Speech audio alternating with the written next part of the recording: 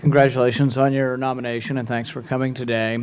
Was the recent military takeover in Egypt a coup? Thank you, Senator. As you know, and as we discussed, I share the President's concern and your concern over the seizure of power from President Morsi, the suspension of the Constitution, the arrests, et cetera. On the legal matter and on the review that the administration is carrying out, I just don't feel equipped to comment, not now serving in the administration, not having access to full facts, and not being part of the review. Okay, so for the record, you're unsure if it's a coup? I don't feel equipped to comment. Very politic of your answer. You stated that whenever a government is killing its citizens, it's morally incumbent for, I presume, for us to intervene. In Pakistan, they kill their citizens for certain types of speech. Does that mean we should intervene in Pakistan? Thank you, Senator. And the quotation that you read surprises me because that is not language that I would normally use. But let me refine my own view, if I could. Intervene is a word that can mean a range of things. When you speak out in a country to contest gross violations of human rights or mass atrocities, that's a form of intervention in the sense that you're, in a way, meddling in the internal affairs of a state on behalf of human rights. Economic sanctions are a form of response. I think in the face of gross violations of human rights, mass atrocity, genocide, and this is, again, something we discussed yesterday, we have a vast array of tools in the toolbox. Assistance. I guess my specific question then would be, are you willing today to speak out against the practice of killing people for making religious statements that are objectionable to certain religions?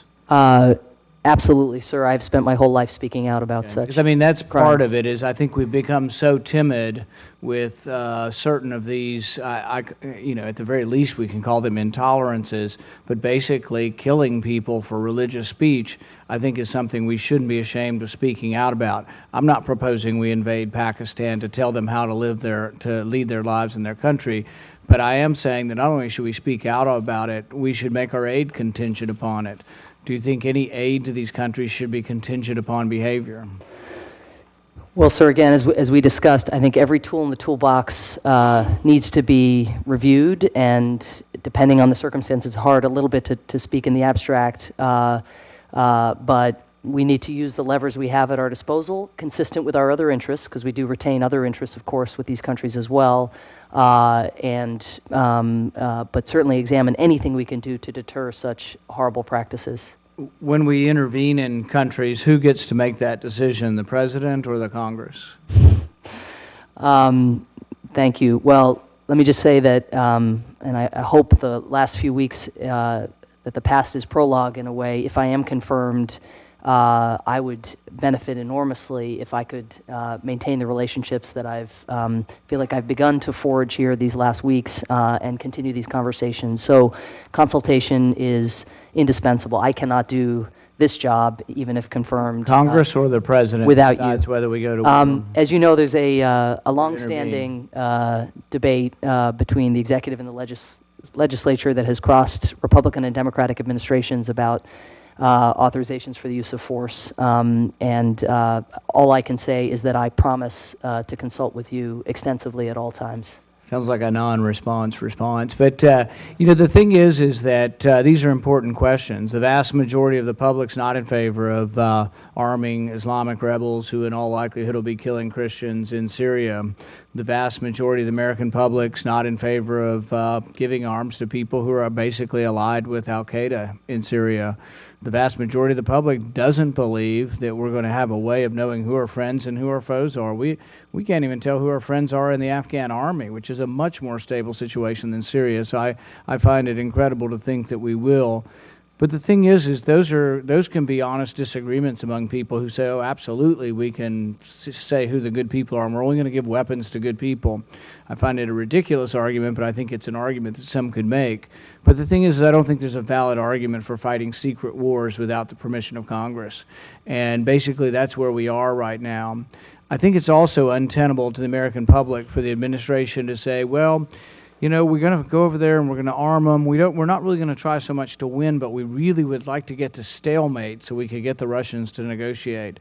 And I think that's really not, you know, very tenable either, not too exciting for American GIs to, you know, who might lose lives and limbs, you know, should we be stuck in another war in the Middle East to be too excited about this, that, well, our goal is stalemate. And, you know, I think that people, and I think you have noble purposes in wanting to eradicate human rights abuses around the world, but realize that, you know, war is a messy business, and, you know, people do lose their lives. You know, people, a young sergeant in the neighboring town to mine lost both legs and an arm in Iraq.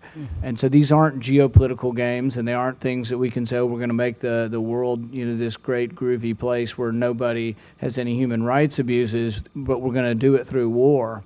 And so my caution is that to be careful about what we wish for, and to be careful about the belief that even though we are good people, we want good things, and I think you're a good person and you want good things, that in all likelihood, as you do this, there are unintended consequences. And as we slip into this new war in Syria, if our trainers that are over there, I don't know how many there are, but the newspaper says several hundred trainers are over there, they're Americans, if they get killed, are we going to, you know, what's a typical response? It'll be mine. I'll be mad at the people who killed them, but then will be the response that we send more soldiers, and then we send platoons and regiments and generals, and then all of a sudden we're in another decade-long war, you know, which people say they want to fight to stalemate. So I would just say that even though noble intentions, I think, are yours, be very wary of what intervention means when we intervene. And it's one thing to send bread, but it's another thing to send guns. Thank you. Thank you.